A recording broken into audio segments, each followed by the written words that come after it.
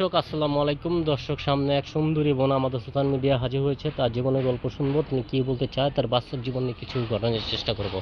আসসালামু আলাইকুম। ওয়ালাইকুম সালাম। ভালো আছেন? হ্যাঁ, আল্লাহ রাখে। আচ্ছা, আর কত কাল একা থাকবেন আপনি? এই তো 19 বছর হয়ে গেল, এখন বিয়ে শাদী করবো যদি মনের মতো একটা মানুষ মিলে, প্রবাসী বেটা পায়।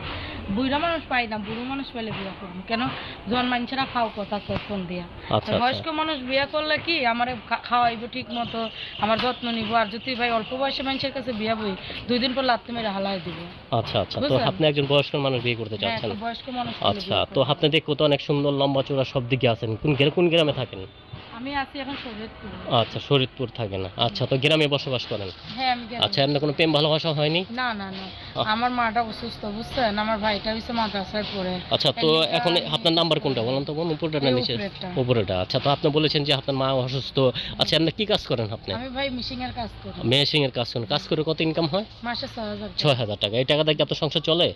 হ্যাঁ, আর কি কোনোরকম চলে যায়। আচ্ছা, অনেক কষ্ট হয়, ঠিক না? এমনি লেখাপড়া হয়েছে এই নাকি? ভাইটারে পড়ে না, আমি লেখাপড়া করবো কেন? যেই টাকা পাই ওই টাকা দিয়ে ভাইরে আর মায়েরে টানতে টানতে জীবন চলে। আচ্ছা, নাম্বারটা দিয়ে বাকি কথা পরে বলছি। হ্যাঁ, তো হ্যাঁ। ঠিক আছে, বলেন এখন আর কি বলার আছে? বলার আছে, প্রবাসী যদি কোনো ভাই পাই, আমার সুখ দুঃখের দায়িত্ব নেই। আমার মাটা অসুস্থ, আমার ভাইটারে আমি পড়াইতেছি, মানুষের বাসায় কাজ করি, মিশিং এর কাজের পাশাপাশি হাড়ি করে দুই ঘর বাড়ি মুছে, এই আর কি। আচ্ছা, তো আপনি দেখো লম্বা চূড়া সুন্দরী, আমরা চাই যে একটা ভালো মনের মানুষ আপনাকে ভালো